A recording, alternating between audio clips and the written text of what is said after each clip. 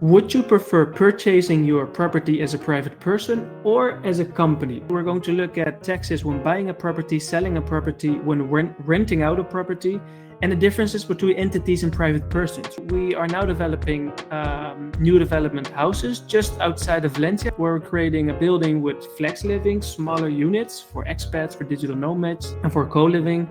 Hi, everyone. So this is our first webinar for Paul and I. So this is quite exciting for us. And we're excited to be guest hosting for My Blue Bricks with Erwin. So yeah. I'm so excited. I even brought my notebook so I could write.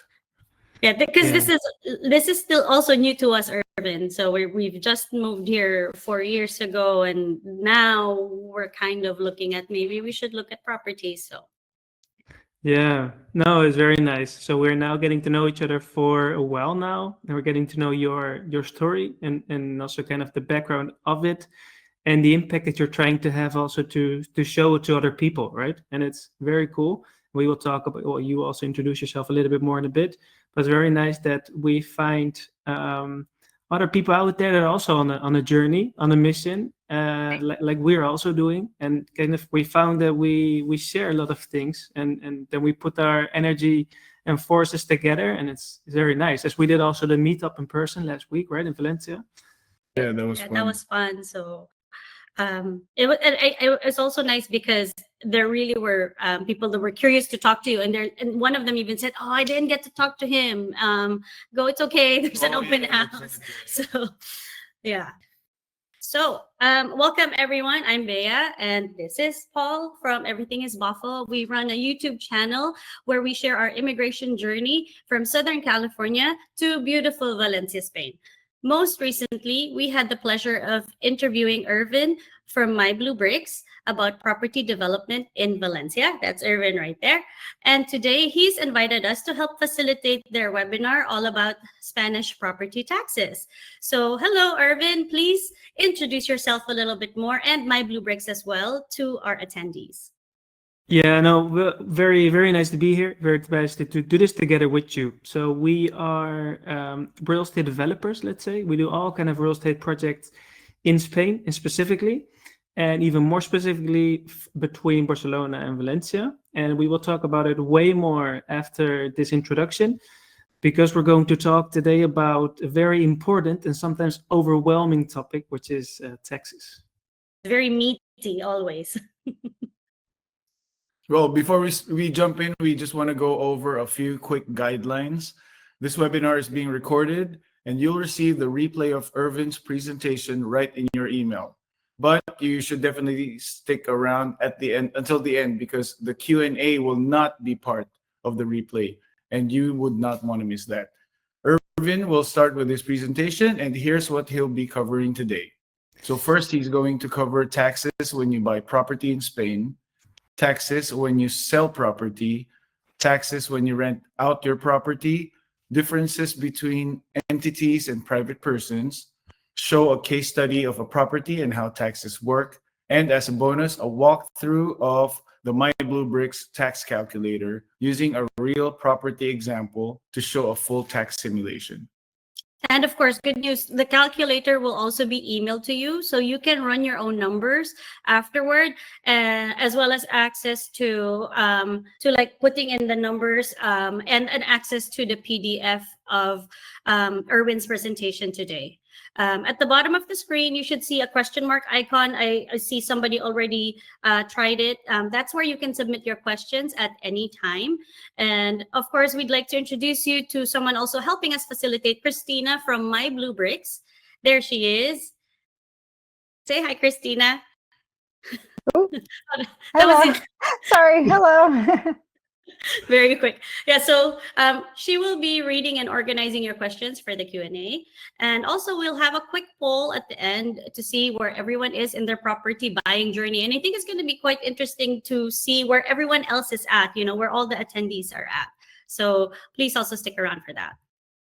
All right, so let's get started. I'm sure everyone is excited to learn more about property taxes in Spain. Erwin, you have the floor. Nice, thank you guys. Okay, let's get it going. So again, we're going to first start. I think it's very nice kind of a cycle coming together. It's going to be 3 parts, as Paul was saying. We'll first have a look at taxes, and we'll try to explain you the most important taxes to have in mind when being active in real estate in Spain. Then we will do we will show you a case study of a project that is now finished, and that is, then we will kind of translate all the taxes in towards a real deal analysis. So you can also see then how that in practical situations comes together. And in the end, we will show you our calculator, so you can also do your calculations yourself. So that will be in the end. So make sure you're also sticking to the end, because then we will show also how to calculate a deal. And the whole thing is that we try to make this very understandable for people beginning, but at the same time, I think for the people that are already experienced, because I saw some names also from our network that have been doing some projects already. This is still interesting for you, just to freshen up your knowledge kind of, and also to get back into the deal analysis phase, which you will probably be in the whole time, because time and time you're looking for new projects. Okay, let's go.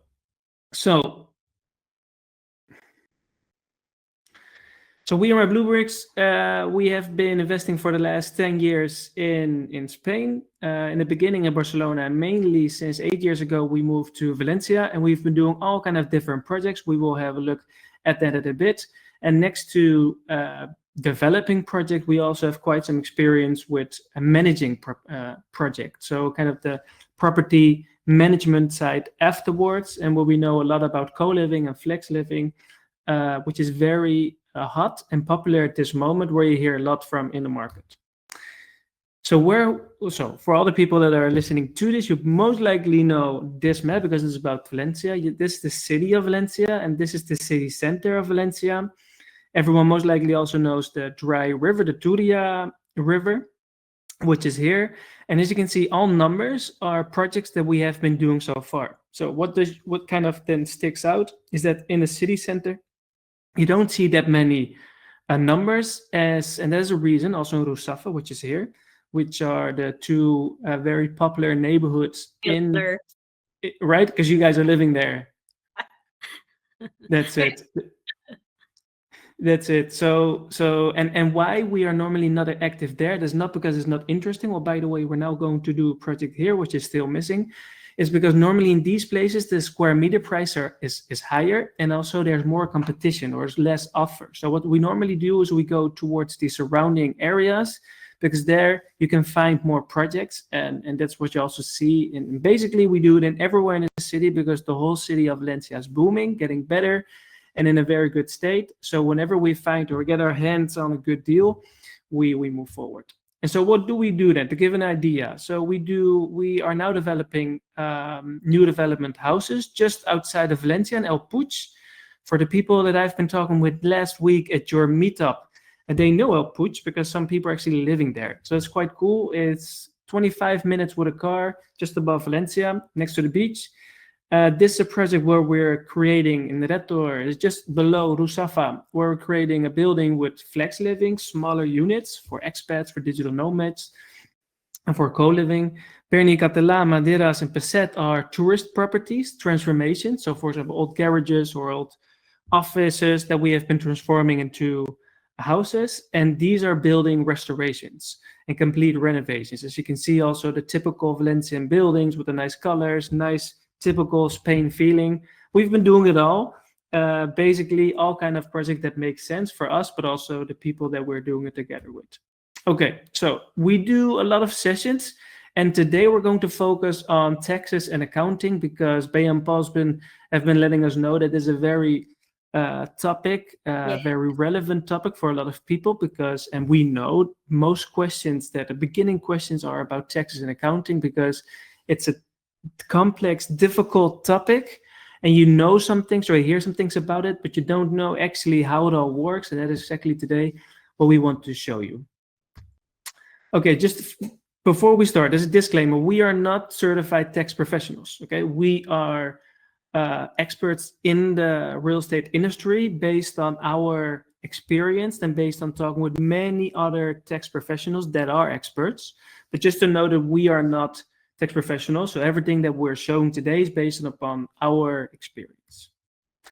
So as Paul was saying, we're going to look at taxes when buying a property, selling a property, when renting out a property, and the differences between entities and private persons. We wanted to show you this because some people would like to start in the beginning already as an entity and some people as a private person. We will have a look at that because both are possible and both have different taxes. Now, maybe I will go a little bit quick, but I will try to slow down at the important moments, and you will also receive the slides after because there's a lot to explain, but we will try to make it as practical and easy, understandable as possible.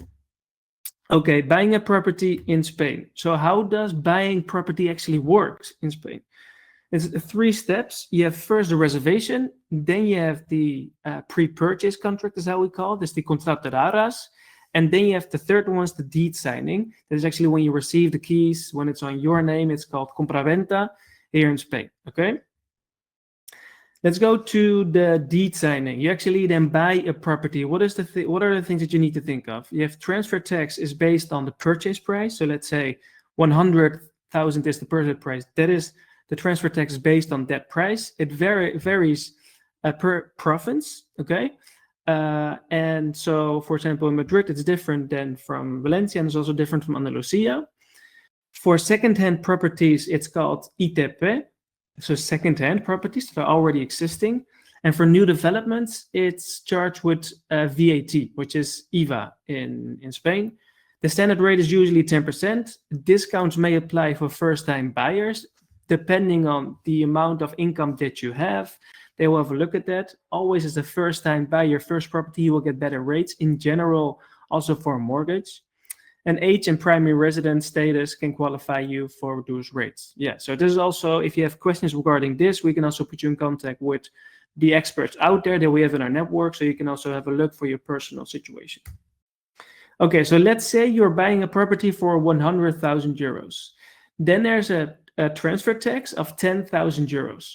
10,000 euros, yeah, and that is equaling to 10%. And that is the normal rate usually in most regions in Spain. That is both for ITP, for second-hand properties, as for IVA, VAT, for new developed properties. So important, always factor in more than just the down payment. You also need to cover transfer tax, possible renovations, furniture, and other related costs. And we will have a look at that right now. So let's continue. So let's say you're buying this property for 100,000 euros. There's then a transfer tax of 10,000. You will have a down payment of 70 to 80%. This is based on a residential property. So for residential properties, me as a resident, I can get on my first property 80%, sometimes even more. And for a non-resident, so most likely a couple of you can get 70%. Now, this is for a residential property, okay? As for sometimes a tourist property, they will give you a little bit less, between 50 to 60. So you have a renovation, potentially, maybe yes, maybe not, of 25,000 euros, and you have furniture that you need to think of. So then what you need to think of is the purchase price is 100, but you have also a total investment needed of all these other costs. So it's not only purchase price, which you can partly outsource or kind of replace with a mortgage, but you have all the other costs, which you see. These are the normal costs, and we're not talking about some other taxes, which you will have a look at the transfer, at the deed signing, that we will have a look at in a bit. Okay, so that is buying a property. Let's go to selling a property. With selling a property, let's say this is the same example, but now you are the seller. You're selling it for 100,000 euros. You are selling a property with a profit normally, right? Over the profit, a profit tax needs to be paid. The profit tax starts at 19% over the first 6K, and then it goes up in tranches. Next to the profit tax, there's a plusvalia tax, and that is calculated on the increase of the value of the property over a specific amount of time. Important. Plusvalia, it's the capital appreciation, or the value is going up based on this new kind of extra, or the value that's been going up, also with the amount of time included. That will be then also, they will then charge you a certain tax, which is not that much, is out of my head 1 or something percent. For you to have in mind. That is also then always on the tax, on the profit. Okay, selling a property. The profit tax is calculated in the following way. So if you earn a profit from 0 to 6K, it's 19%. From 6K to 50, 21, 50 to 200, 23, 200, 300, 27, and 300 and above, 28. Every year they're changing this a little bit. Normally it goes a bit up, but have in mind in this. It starts normally with the 19 and 21%. So this is also normally what we see with our clients, that they end up between the 19, 20, 21, and sometimes a 23%. And so that is, I think, the most relevant to have in mind. Excuse me, Erwin, before you continue. So just to clarify, so that's 0 to 6,000 is the one that's taxed at 19%, and then from 601 to 50,000, that becomes 21%. So only that part is taxed at 21%, correct? Is that how I understand it? Okay. Exactly. So you will see that here. So example, you're selling a property for 100,000 and your total cost have been 50,000. So your profit is 50,000, right? So the first 6,000 is taxed at 19%. Then from 6,000 to 50,000 is 21%. So then your overall weighted profit tax will be around 21%, as you have been paying a bigger amount at 21% and a smaller amount at 19%. And they will weigh that out, or your tax accountant will help you with that. Yeah. And by the way, when do you do that? That's the yearly moment where you have your tax declaration. In Spain, they call it la renta. And then I would always advise, especially if you're not a resident, but also if you're a resident, to do that with an accountant helping you, especially when you start investing in properties. And it's not too much. I think for around 100 euros, maybe a little bit less, a little bit more, it is done, depending on how much activity you've been having. Okay, guys, we have a question. If you have been paying attention, do you pay ITP or VAT, which is the IVA in Spanish, on newly developed properties in Spain? To answer the poll, please look at the bottom of your screen again. No, I was going to answer. Oh, sorry. No. So at the bottom of your screen, there's a second icon there that looks like a bar chart. That's where the poll is. So click on that icon. It's right next to the question mark icon, and go ahead and answer. So this is a test. Man, there was so much information I didn't even. Okay, so go ahead and click on that poll. And then you should be able to click start and then answer that poll. What is the question again? I'll do it again. I'll do it too. Okay. Is that everybody who's voted? 8 out of 11 voted. Don't be shy. Oh, I think, yeah, there you go. And what are the results? All right. So 33%, 3 people voted ITP, and 6 people voted VAT or IVA on newly developed properties in Spain. Nice. So we did a good job. The 2/3 of the people voted right, because newly developed properties is taxed with VAT, with IVA. Okay. So for the people that put the ITP, that is for properties that are second-hand. So let's say you now just buy any other property that is already developed, is already existing. If you would buy it, you will pay ITP. For newly developed properties, it's the VAT. Yeah. Good, guys. Nice, guys. Good. Nice. Okay, shall I continue? Okay, let's go to renting a property. Let's say now you buy a property to rent it out, which is also a very common one, to buy one or do it in a portfolio. So rental income is added to your salaried income in Spain, meaning that your salary and rental income are grouped, and based on this amount, the percentage of taxes is calculated. Okay, so it's your salaried income plus your portfolio income or your rental income out of your rental properties that is being put together. The lowest tax bracket in Spain starts at 19%. So there's a rental tax always starts at 19, and then it moves up also in the brackets. There are differences between being a Spanish, an EU, and a non-EU resident, which is interesting, most likely also for your audience. There are also differences between the type of rental contract. So if you do it on the short, medium, or long term. Short term is normally the tourist rentals per day. Medium is normally per month.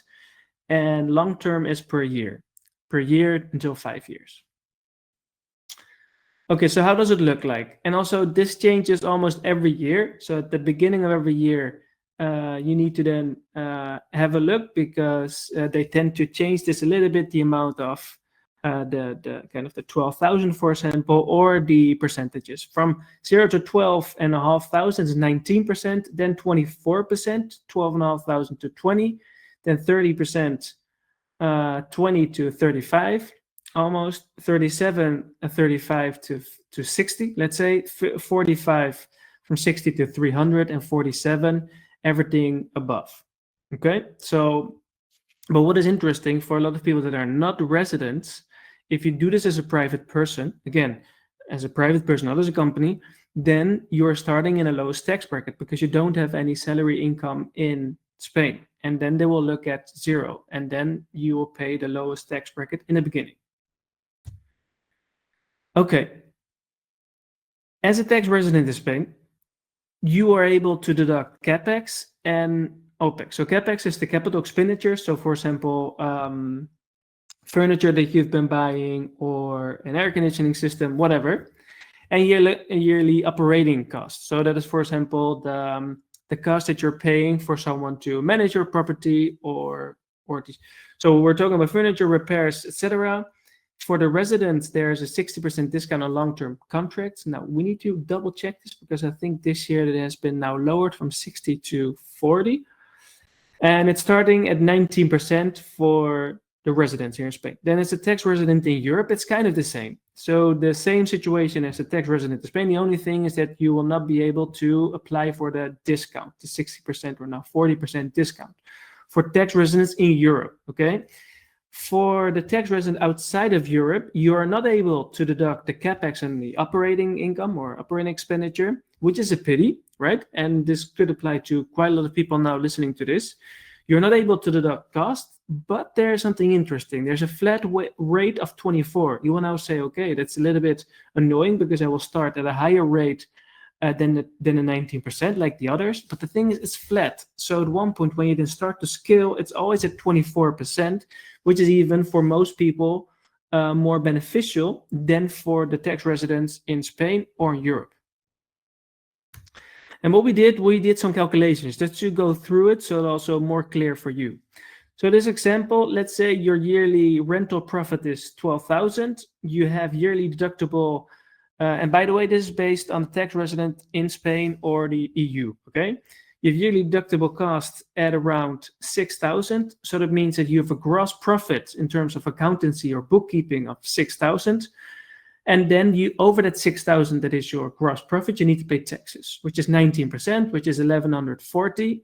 So they will leave you with 4,000, almost 5,000 euros. And we did it in color, so you also see. Then you will add your net profit will then be the 6,000, which is which you deducted, plus the after the other part of the 6,000, that the taxes you've been paying.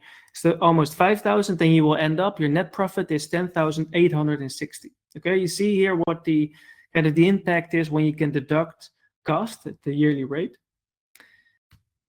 Then as a tax resident outside the EU, the same example. So 12,000, your yearly rental income. The gross profit is then, you cannot deduct anything, it's 12,000, and then you need to tax that at 24% of the 12,000, which is almost 3K, and you will then have a net profit of 9,120. You see here what the impact is of then the higher tax bracket in the beginning and not being able to deduct. But we're not now going to show, but what I said is that you're going to, when you scale up, then the kind of the odds will change in the favor of someone not living in the EU, okay? Which is just for you to keep in mind. But in the beginning, yeah, you pay a little bit more taxes. Okay, the differences between a company and a private person. This is just for the people that are thinking of, for example, doing this as a company to grow from there, and we'll just show you a little bit what the differences are. So let's have a look. As you can see here, the rental taxes. What are the differences? As a private person, you now know salary and rental income are calculated together. It's starting at 19%, and you're moving up per tax bracket. The more you earn, the more rental the tax that you will need to pay. Company is that the rental income is calculated as company income. And the first two profitable years as a company, it's taxed everything. Your company tax is 15%, and then from year 3 onwards is 25%, and that's also a flat rate. Okay, so that's also interesting because you can also deduct costs as a company. So that means that you have less profit for the tax agency, but also then when you scale up, you stay at 25%, which is interesting. And there you see at one point where you then buy or build a portfolio. That is why most people then move towards a company. Then the transfer tax for second-hand properties, and you now all know well which tax it is because that's the 𝗍𝗑𝗫. Remember from the quiz, as a private person, the transfer tax is 10% 𝗍𝗑𝗫, and as a company, the transfer tax is also 10% of 𝗍𝗑𝗫. That will not change. It's just both are 10% and taxed at the same rate. Now there's a change on newly developed properties, okay? Because as a private person, you will then need to pay, as you now also know, the VAT, and that is 10%, right? This is on residential properties, by the way, not on commercial properties, which are taxed higher. You will see it in a bit because in Valencia, tourist properties are being seen as commercial properties with a tourist license. So they're not taxed at 10%, but at 21%. Never mind for the moment, we will get to that in a bit. So as a person, you will need to pay 10% of VAT. However, as a company or a freelancer, autónomo in Spain, this can be postponed at the deed signing if afterwards the property is rented out also with VAT. And that is applicable for short-term and mid-term rentals. So what we're saying here is that actually as a company freelancer, you can play with the amount that you will need to pay upon purchasing a unit. You can postpone the transfer tax you will need to pay, and you can pay it with the rent that you're receiving after. This sounds now a little bit maybe difficult to understand, but after in the example of the case study, you will see what it means.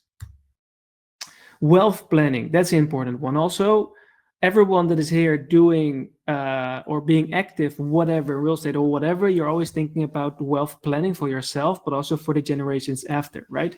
As a private person, if you're transferring a property, it requires a new compraventa or sale agreement, which also means that you will need to pay purchase tax based on the property value at that moment. So what we're saying here, if you want to hand over property to your child, for example, you have it in your private name, you will need to kind of sell it on paper to your child at the new value. So that new person, also with the inheritance tax, would need to pay quite some taxes over this transfer. You need that in mind. As a company, you can do some interesting things. You can make your child as a shareholder, for example, and then you can pass it on without paying any taxes because they're just becoming shareholder and the company is holding the portfolio. And it's a play that is done a lot by people out there in the real estate market. Okay, another question. Would you prefer purchasing your property as a private person or as a company? What do you guys think? So again, don't forget to answer the poll. I think this is an existential question. Right? Like, well, but is based that on, correct? but based on, Right. I think this is more of your preference, but Yeah. please go ahead and answer. We're very curious to see. We'd love to see what the results are. Based on Erwin's presentation, I see here we need a few more votes. Please go ahead and vote. Don't be shy. There's no right or wrong here, by the way. This is just to know a little bit kind of your planning. What are you thinking? And maybe this is also a question that you haven't been thinking of yet. And maybe also a question that will pop up is, hey, could I just maybe start first as a private person and then a company, right? Because you also need to try it out. That's also completely fine. Maybe we can have a look at that in the question and answer session. I can talk a little bit more about that because I've been doing that myself as well. Okay, yeah. So here, more people are leaning towards company versus private person. So 33% said private person, and then company 66%. Right. Yeah. So this is more. I think, which is actually quite compelling the way you presented it too. Like, Yeah. we see the advantages of the company. I do have, well, I'll save my question for later, but yeah, it's very interesting. Yeah, just have in mind, It is true, though, that we haven't been looking at that. If you open a company, there's opening cost, and it's also maintenance cost on a monthly basis, which is bookkeeping, which is higher than if you do it as a private person or as a freelancer. All these specifics, I think we will now not look at this in this session, but also feel free to ask us after in the Q&A or whenever you want, just after this whole webinar. Okay. So I think this was it for this part. So kind of we're now done with the whole text and all the different texts. We will now translate it in the actual case study. And so I will need to, because I was thinking that I could change to the other PDF. So Bea and Paul, if you could just jump in, and I will switch from the other one, from one to the other.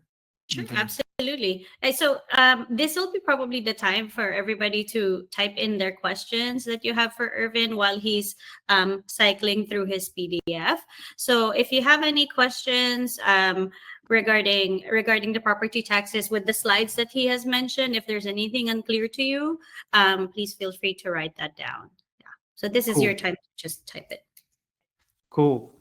Okay, nice. So feel free to just write your questions, and in the meantime we can have a look at this case study. Okay, and by the way, we're doing or we're hosting an open house tomorrow that is taking place in this property, because the nice thing is it's a case study about a property, and it's actually a property that is now live and available and completely also for you to see and even touch tomorrow. So that's nice. If you are in the possibility, make sure that you're there. It's going to be super nice. We will show you the whole apartment, the materials, how we've been doing it, and so yeah. So this property is listed for 275,000. It's a studio apartment with a tourist license.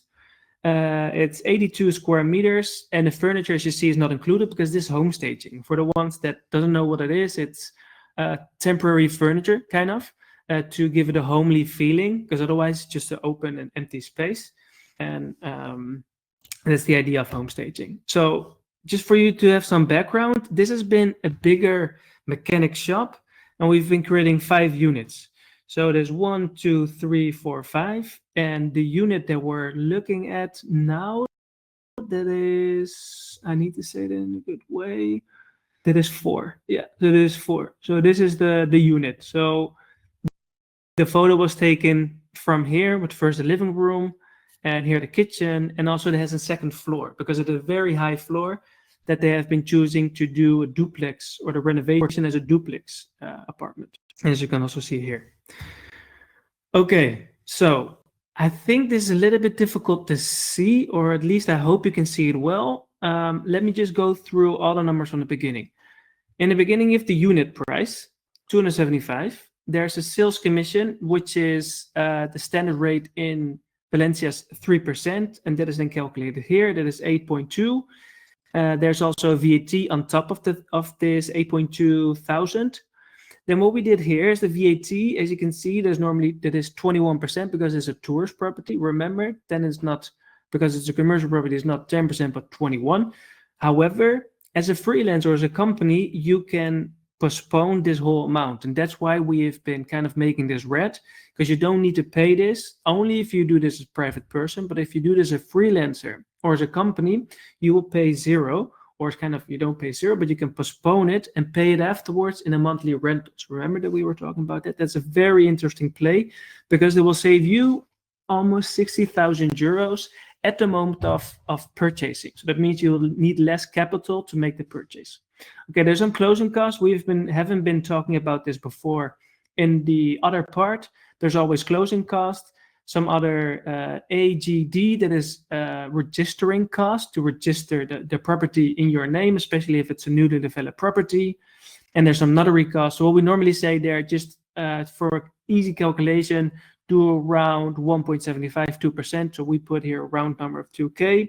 There's furnishing involved. We put here around 15,000 number. So we see that the total costs are 300,000, a little bit over.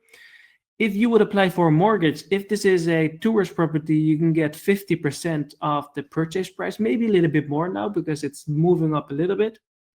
So your own capital needed is 164. That means that 300,000 minus almost 140 is then 160, round number. Okay, that is then the capital needed to actually purchase this unit.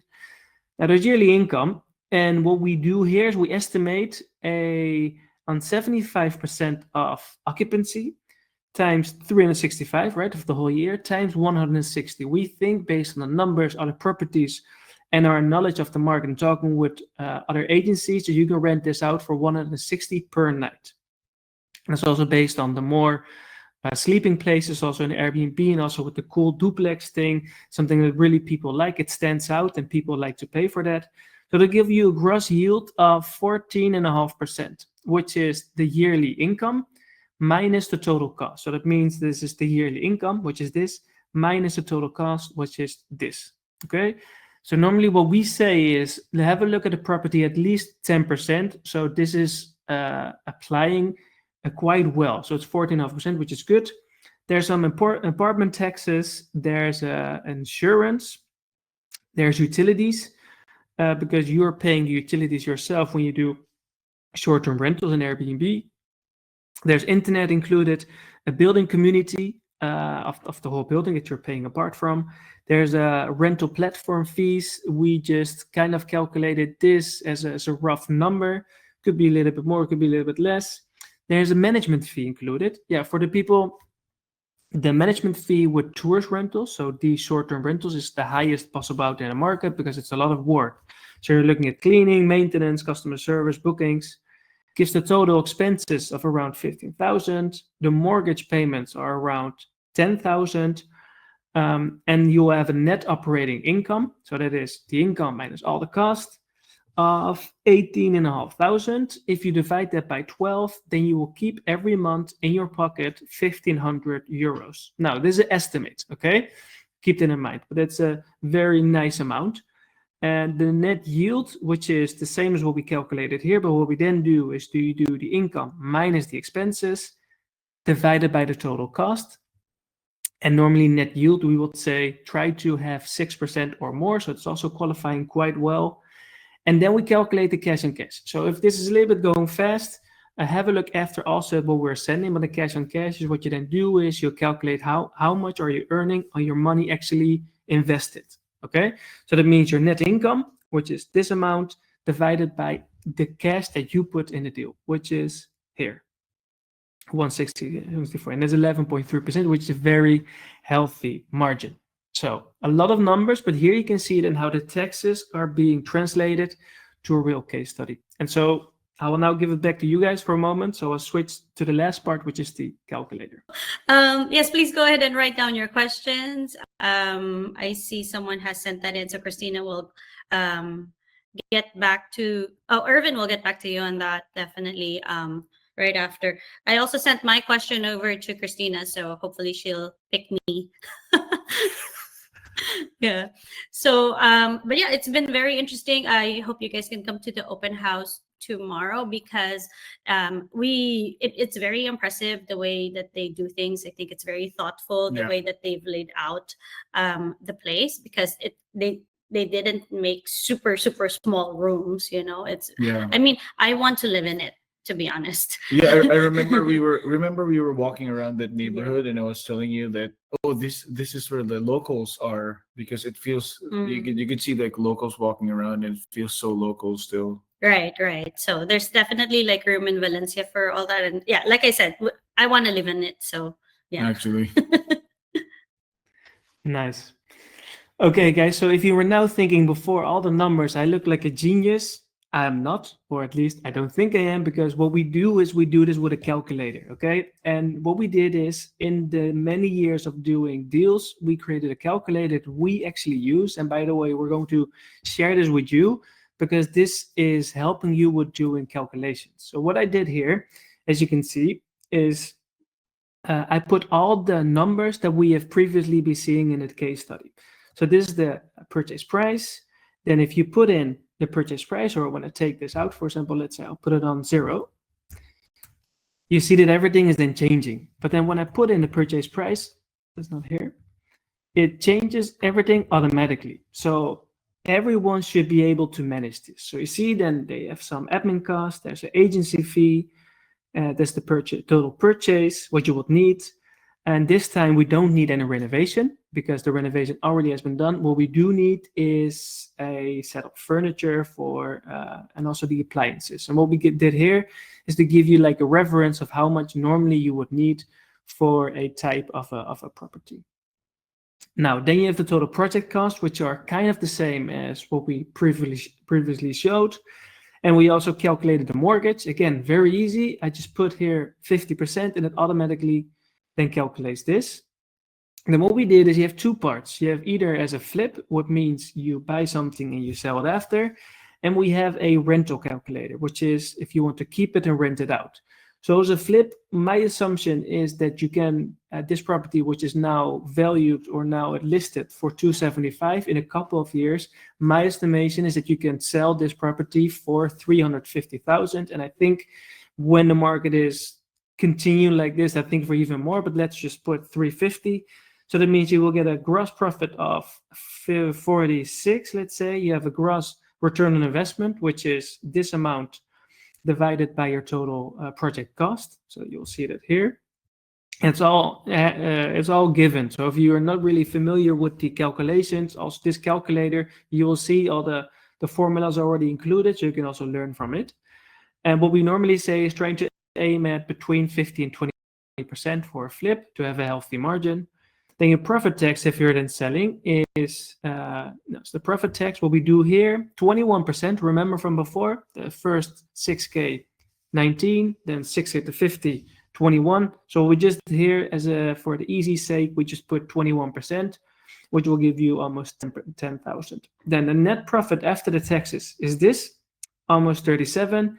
So your net return on investment is 12%, let's say.